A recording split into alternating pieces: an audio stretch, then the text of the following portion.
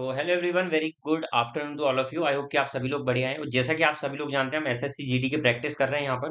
और आप लोगों ने देखा होगा कि कल इवनिंग की क्लास में हम लोगों ने कल मॉर्निंग की आज मॉर्निंग की क्लास में हमने 28 फेब की फर्स्ट शिफ्ट को कंप्लीट किया था। और अब जो है हम देखने वाले हैं 28 फेब की सेकंड शिफ्ट एसएससी जीडी 2024 में जो आपका एग्जाम कंडक्ट हुआ था।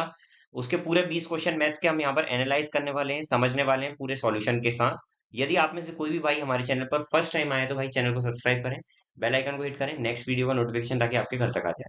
फर्स्ट क्वेश्चन आपकी स्क्रीन के ऊपर ये रहा, देखिए। What is the value of this? इसकी वैल्यू आपको फाइंड आउट करना है। वैल्यू फाइंड आउट करने से पहले 1 मिनट रुकिएगा।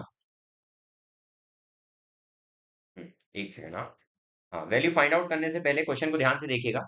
यहाँ पर बोला गया है बोर्ड मास के अकॉर्डिंग हम इसको सॉल्व करेंगे। तो मैंने आपको पहले भी बता चुका हूँ कि बोर्ड मास के अकॉर्डिंग सबसे पहले ब्रैकेट सॉल्व किया जाता है। और ब्रैकेट में भी सबसे अंदर का ब्रैकेट देखिए, सबसे बाहर ये ब्रैकेट है, फिर उसके अंदर ये वाला ब्रैकेट है, और उसके अंदर भी अगर जाएंगे तो ये ब्रैकेट है। तो पहले इसको सॉल्व करेंगे। 42 में से 38 अगर माइनस करेंगे तो कितना आ जाएगा? 4 आ जाएगा। फिर कितना बचा? ये डिवाइड करना। बोर्ड मास के अकॉर्डिंग पहले डिवीजन होगा, BOD, और मल्टीप्लीकेशन बाद में होगा। 24 टू जा और 2 4 जा कितना हो जाएगा? 8। ये 8 आ जाएगा, ठीक है। तो कितना हो जाएगा? 216 डिवाइडेड बाय 3 ऑफ मतलब मल्टीप्लाई 8। 3 8 जा कितना हो गया? 24, ठीक है। 24 के टेबल में ये कितने बार में आ जाएगा? तो ये 24 के टेबल में कहीं ना कहीं ये 9 बार में आ जाएगा, ठीक है। तो ये पूरा यहां तक का पूरा चले गया। कितना बचा? 13 इंटू में ब्रैकेट के अंदर 9 था मतलब मल्टीप्लाई 13 9 जा 117 होता है, ठीक है। तो ये आपका आंसर रहा। नेक्स्ट क्वेश्चन देखिए। Two number are in the ratio 6:5। अगर उनका सम 22 है तो आपको बताना है sum of the square of the two number. Sum of the square of the two number, sum of the square of two number मतलब क्या? Sum of square of two number, square of two number का sum मतलब इस तरीके से दोनों number का square करके उनको एडिशन करना है। तो पहले तो दो नंबर का सम बोला है 22, और यहाँ पर 11 है, वो बोल रहा है 22 है। मतलब कितने टाइम्स है? 2 टाइम्स है। तो एक्चुअली में वो नंबर क्या क्या है? पहला नंबर है 6, तो उसका दो गुना कितना हो जाएगा? 12। दूसरा नंबर है 5, तो उसका दो गुना कितना हो जाएगा? 10। तो ये एक्चुअल वैल्यू आ गई। हमको निकालना क्या है? उनके स्क्वायर का सम। 12 का स्क्वायर 144, 10 का स्क्वायर 100, ठीक है। तो ये कितना हो जाएगा? 244। होप कि आप समझ गए होंगे ये वाला। अगला क्वेश्चन देखते हैं। T can complete a piece of work in 20 days। You can complete the same piece of work in 10 days। अगर दोनों साथ में काम करते हैं तो 4 दिन में कितना परसेंटेज काम हो जाए? भैया 4 दिन में कितना परसेंटेज काम हो जाएगा? दोनों साथ में मिलकर काम कर रहे हैं। अगर मैं मानता हूँ टोटल वर्क तो 20 आ जाएगा, दोनों का एलसीएम। तो इसकी एफिशिएंसी 1 आ जाएगी और इसकी एफिशिएंसी 2 आ जाएगी। दोनों मिलकर तो 3 काम एक दिन में करेंगे दोनों मिलकर। वो बोल रहा है 4 दिन तक काम करते हैं। तो टोटल कितना काम करते रहे भैया? 4 दिन में टोटल कितना काम कर रहे हैं? 12। तो कितना पार्ट कंप्लीट कर रहे हैं? सिर्फ 12 पार्ट कंप्लीट कर रहे हैं। कितने में से? 20 में से। लेकिन परसेंटेज में अगर कोई पूछेगा तो 100 का मल्टीप्लाई। तो ये कितने बार में जा रहा है? 5 टाइम्स में, और 12 5 का कितना हो जाएगा? 60। तो अप्रॉक्स 60% काम इनका कंप्लीट हो जाएगा। Got it. चलिए अगला क्वेश्चन। एक वस्तु को 500 रुपए में जिसका क्रय मूल्य है, 500 रुपए जिसका क्रय मूल्य है, उसको 17% के लॉस पर बेचा जाता है। 17% के लॉस पर बेचने का मतलब क्या होता है भाई? 17% के लॉस पर अगर बेचने की कोई बात कर रहा है, इसका मतलब अगर वो 100% उसकी वैल्यू थी, कॉस्ट प्राइस थी, तो 17% लॉस मतलब उसको 83% में सेल किया गया, ठीक है। आगे क्या बोला गया? If the price is further reduce by 20%। अगर उसका प्राइस अब फिर फर्दर 23% रिड्यूस किया जाता है, मैं मानता हूँ पहले 100 था, अब वो 83 हो गया, अब उसको 20% फिर रिड्यूस किया जा रहा है। 20% रिड्यूस करने का मतलब 80 पर 20% रिड्यूस होगा, मतलब वो 80 का 80%, 83 का 80% हो जाएगा। 20% रिड्यूस किया तो वो उसका 80% ही बचेगा। तो अब एक्चुअली में ये हो जाएगा। हम इसको सॉल्व अभी नहीं कर रहे हैं ताकि हमको कैलकुलेशन में दिक्कत ना हो। तो यहाँ पर 100 की वैल्यू देखो, एक्चुअल वैल्यू 100 हमने मानी थी और वो बोल रहा है 500 है, 5 गुना है। आपको निकालना क्या? Selling price. तो फाइनल सेलिंग प्राइस तो यही होगी ना डिस्काउंट देने के बाद। तो फाइनल सेलिंग प्राइस कितनी हो जाएगी सर? ये थी, लेकिन इसका कितने गुना? 5 गुना कर देंगे। समझ में आ गया बात? चलिए। 24 जा 25 जा 5 से 5 कट गया। 83 4 जा कितना हो जाएगा? 320, और 12 कितना? 332। ये इसका आंसर है। 332 इसका आंसर है। Got it. होप कि समझ में आ गया होगा ये वाला। ठीक है, 1 मिनट रुकिएगा भाई। अगला क्वेश्चन इसको रीड करिएगा।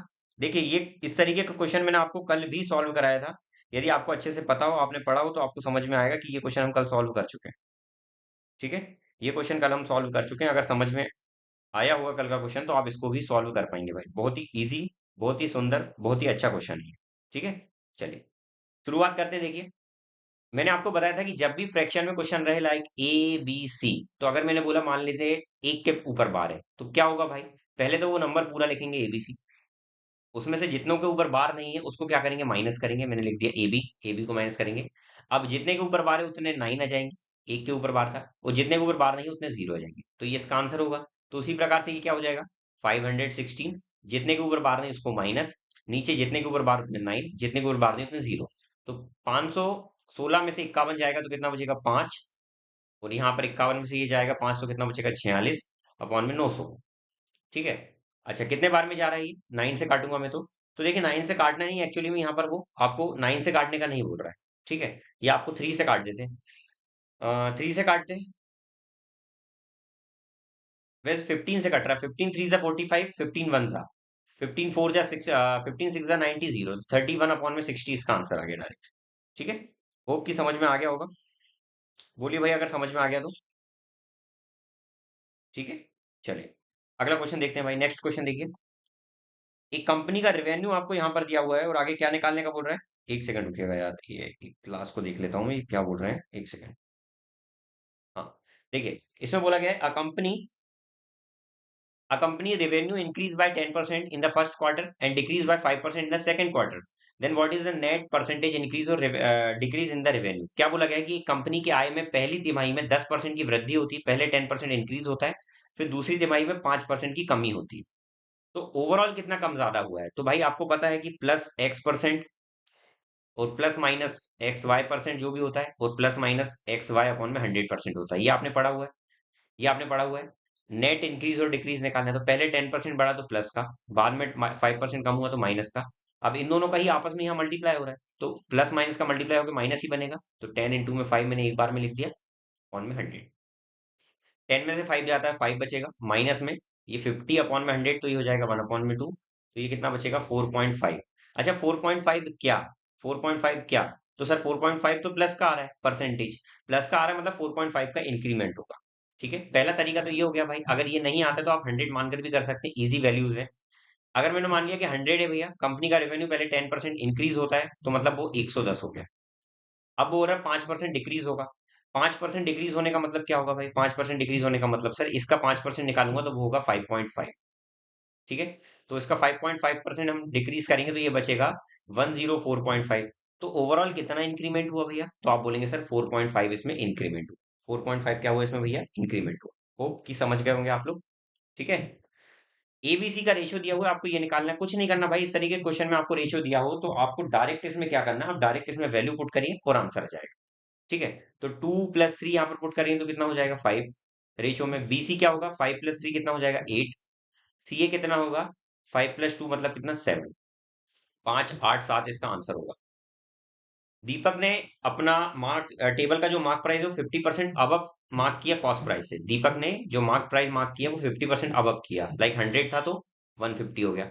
ही give some discount and earn a profit of 10%, उसने को डिस्काउंट दिया और फिर भी 10% का प्रॉफिट कमाता है। 10% का प्रॉफिट कमाने का मतलब वो 100 की चीज को 110 में बेच रहा होगा फाइनली। तो मुझे बताइए कि उसने डिस्काउंट कितना दिया होगा फिर।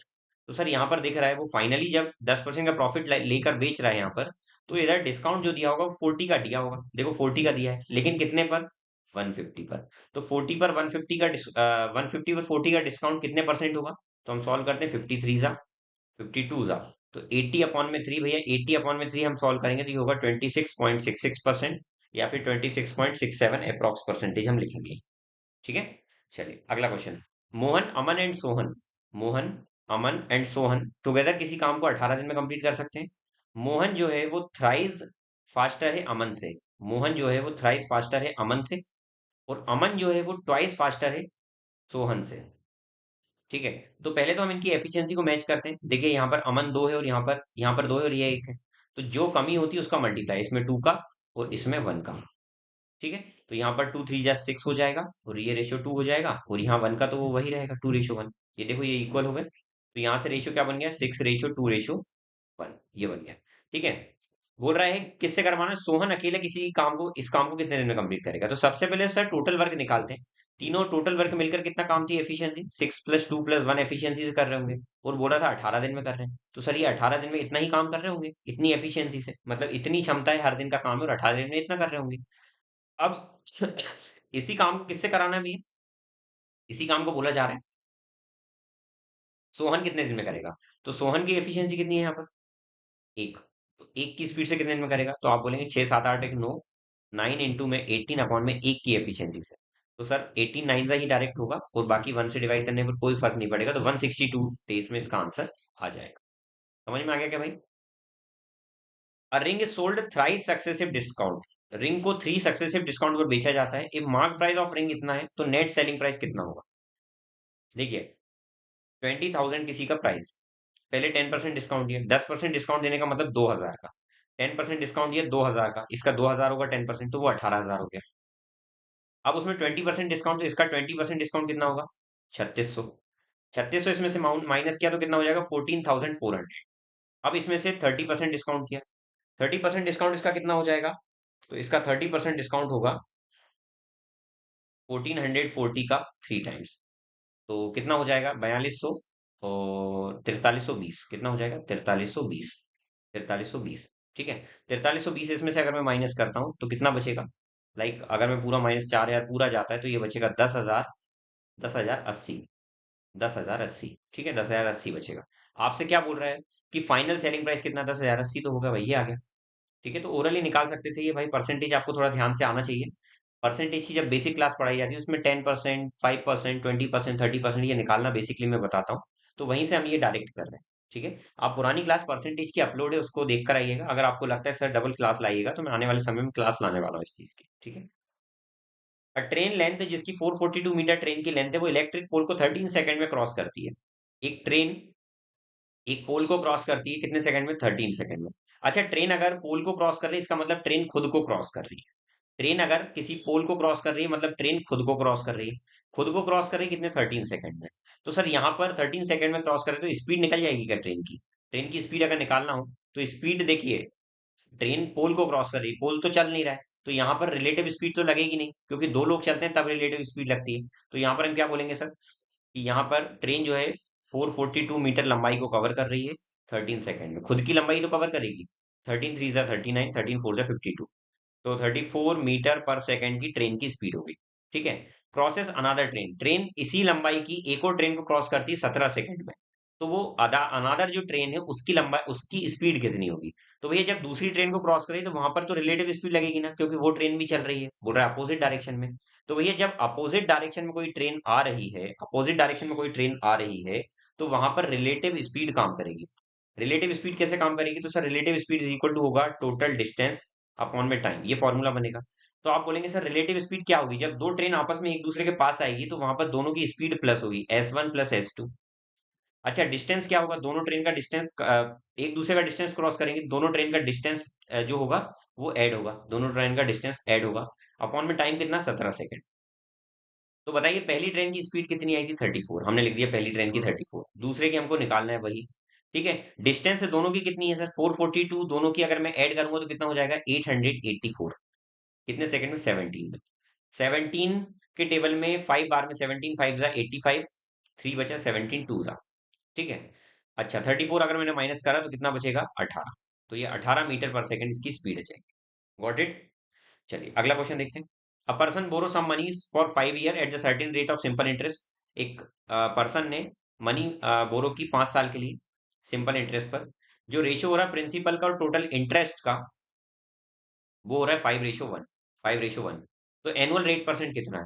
भाई 5:1 हो रहा है, एनुअल रेट परसेंट निकालना है। मुझे बताइएगा इंटरेस्ट अगर एक मिल रहा है 5 पर, एक इंटरेस्ट मिल रहा है लेकिन 5 साल में, 5 साल में अगर एक इंटरेस्ट मिला, 5 साल में एक इंटरेस्ट मिला, तो एक साल में इतना ही मिला होगा।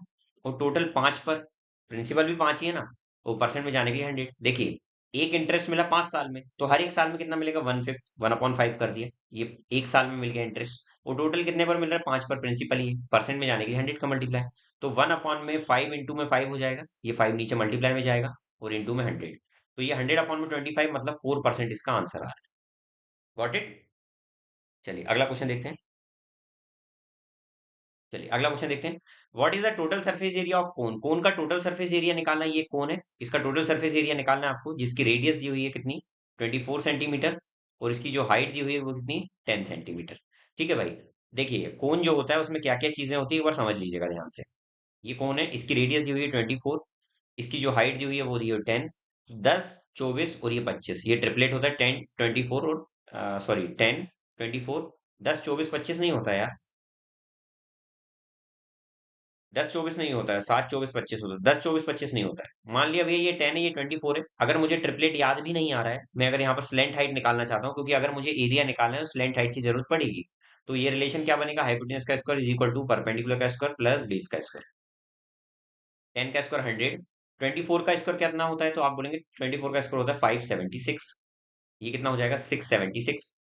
अच्छा 676 किसका स्क्वायर है भाई, तो 676 26 का स्क्वायर है। ठीक है, तो 10 24 26, 10 24 26, ठीक है। ये 5 12 13 वाला ट्रिपलेट से बना हुआ है। तो इसमें स्लेंट हाइट आ गई इतनी, आपको क्या निकालना है, total surface area of cone. Total surface area क्या होता है, कल ही आपको इसको सॉल्व करवाया था, pi r into r plus L.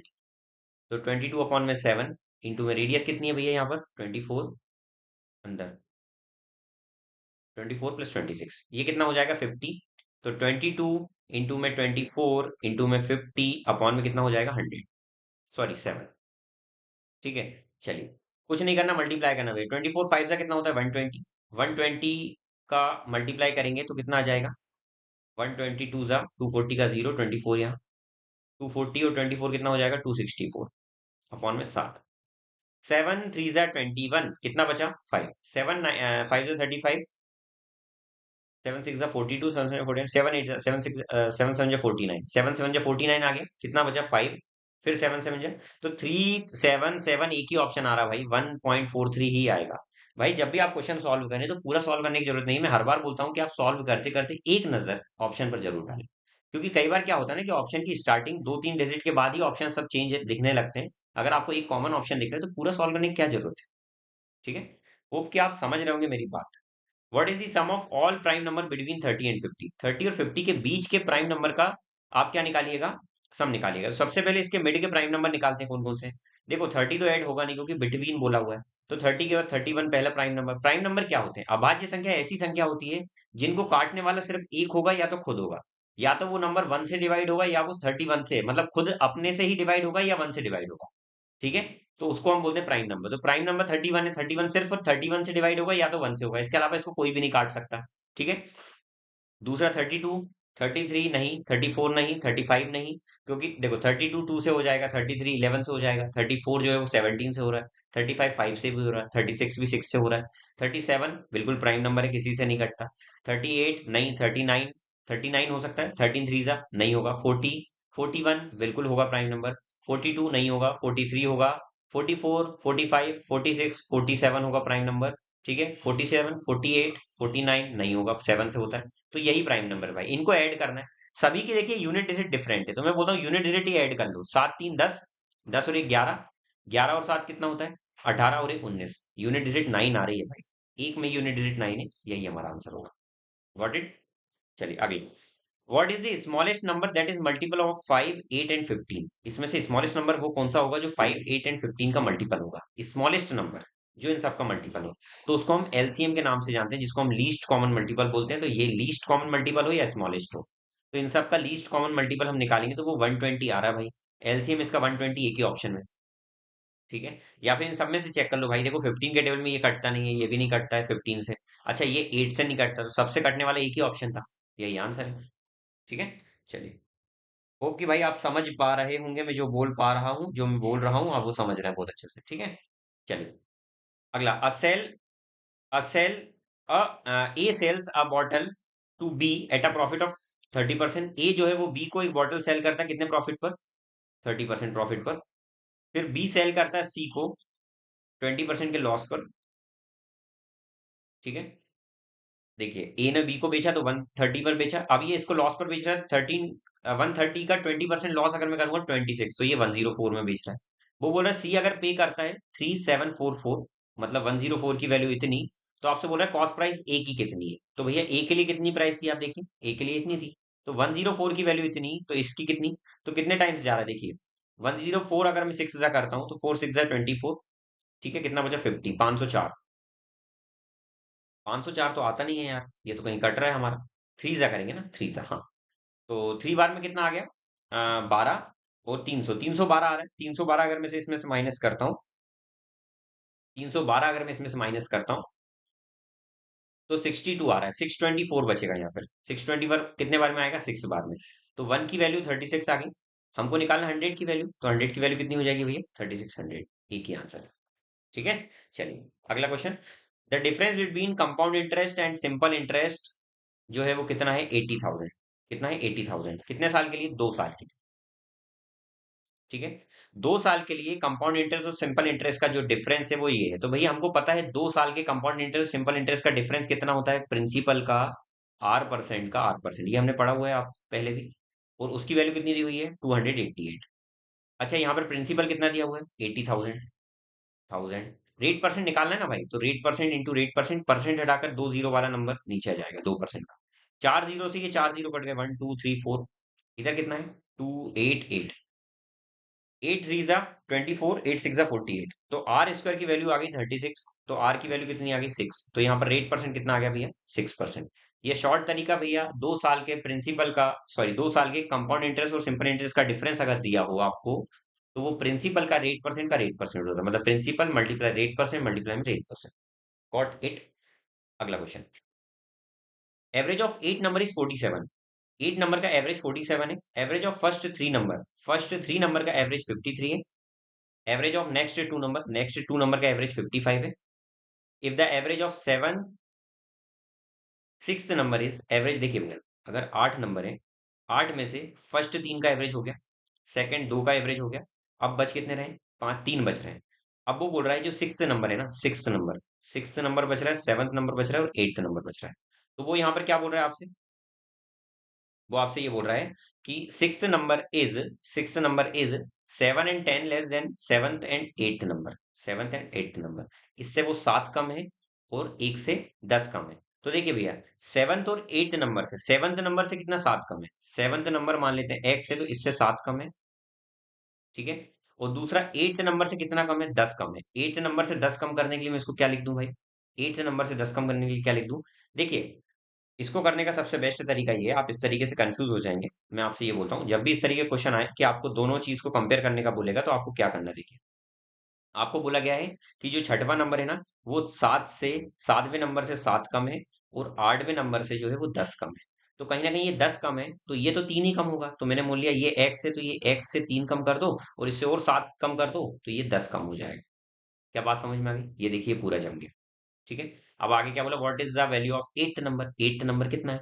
मैं बोलता हूँ भाई, स्टार्टिंग के 3 नंबर का एवरेज 53 है, तो सम निकालते हैं। ओवरऑल अगर मैं 47 एवरेज है 8 नंबर का, तो इनका सम निकालूंगा तो वो कितना आ जाएगा? तो आप बोलेंगे सम टोटल आएगा 320 और 56, तो 376 आ जाएगा। ठीक है, आर्टिकल 376। ठीक है, अब उसके बाद 3 नंबर का एवरेज 53, तो इनका सम कितना आ रहा होगा? तो आप बोलेंगे इनका मल्टीप्लाई करूंगा, तो 53 इंटू 3 करूंगा तो कितना हो जाएगा? 159। 53 जा 150 और 9 159। उसके बाद ये करूंगा तो 155 इंटू 2 कितना हो जाएगा? 110। तो अब देखते हैं भाई, ये ऐड करने पर ये कितना आ रहा है? तो आप बोलेंगे 962, और ओवरऑल कितना था? 376। तो 376 में से अगर मैं माइनस करता हूं तो कितना हो जाएगा भाई? 701 होगा। अच्छा, लास्ट के 3 का सम 107 होगा, और यहाँ पर हम अगर ऐड करते हैं तो कितना बन रहा है? 3x - 13 equal to 107। अगर मैं इसको उधर भेजता हूँ तो कितना हो जाएगा? 3x की वैल्यू कितनी आ रही है? 120। तो यहाँ से x की वैल्यू कितनी आ रही है? 40। आपसे क्या बोला था भाई? 8th नंबर कितना है? 8th नंबर कितना है? 40। तो ये 40 आपका आंसर हो गया। ठीक है, चलिए, होप कि आपको समझ में आ गया होगा भाई ये भी अच्छे से। अगला क्वेश्चन देखते हैं। अगला क्वेश्चन देखते हैं। The average of 17 students in a class is 20 year. 17 student का जो एवरेज है वो 20 साल है। ठीक है, अगर कोई नया स्टूडेंट आ जाता है जिसकी एज है 38 ईयर्स, अगर कोई न्यू स्टूडेंट आ जाता है जिसकी एज है 38 ईयर्स, तो जो है एवरेज 18 स्टूडेंट का कितना हो जाएगा? एक बात बताइएगा, अगर 17 स्टूडेंट का एवरेज 20 है, तो अगर 20 किलोग्राम का कोई आता, तो एवरेज पर कोई फर्क नहीं पड़ता, एवरेज 20 ही रहता। लेकिन 38 किलोग्राम का आया, मतलब कितना एक्स्ट्रा लेकर आ रहा है सर? ये 18 एक्स्ट्रा लेकर आ रहा है। 20 था, 18 ज्यादा लेकर आ रहा है, 38 लेकर आ रहा है। तो जो 18 एक्स्ट्रा लेकर आ रहा है ना भाई, वो इन सभी में इक्वली डिस्ट्रीब्यूट होना चाहिए। तो वो जो 18 एक्स्ट्रा लेकर आ रहा है, वो इन सभी 18 में इक्वली डिस्ट्रीब्यूट होगा 1/1। तो ये कितना हो जाएगा? 21 हो जाएगा। क्या इतना बात समझ में आया? होप समझ में आया होगा। एक स्टूडेंट ने 60% एग्जाम में स्कोर की, उसके बाद 24 मार्क्स लेस आते हैं अनादर स्टूडेंट से जो 80% स्कोर करता है। भैया सीधी सी बात है, एक स्टूडेंट 60% स्कोर कर रहा है, एक 80%। वो बोल रहा है इससे जो इसको कम आ रहे हैं, वो आ रहे हैं 24 मार्क्स। लेकिन हम यहाँ पर देख पा रहे हैं सर, तो 20% कम आ रहे हैं। तो 20% की वैल्यू है 24 मार्क्स। आपसे बोल रहा मैक्सिमम मार्क्स कितने होंगे, मैक्सिमम मार्क्स 100% होते हैं। तो इसका 5 गुना, 5 टाइम्स, तो इसका 5 टाइम्स कितना हो जाएगा, 120। 20% की वैल्यू 24, तो 100% की वैल्यू 120। तो मैक्सिमम मार्क्स कितने हो जाएंगे, 120। तो भैया ये रहे आपके 20 क्वेश्चन आज की क्लास के। तो आई होप कि आपको ये पूरे समझ में आ गए होंगे। नेक्स्ट क्लास में हम लोग मिलने वाले हैं, अगली क्लास में 28 फेब की फर्स्ट थर्ड शिफ्ट के साथ, कल मॉर्निंग में। ठीक है, तो तब तक के लिए अपना ध्यान रखिए, मस्त रहिए, व्यस्त रहिए, और इसी प्रकार से अपना प्यार बनाए रखिए। Jai Hind, Vande Mataram. Thank you so much class.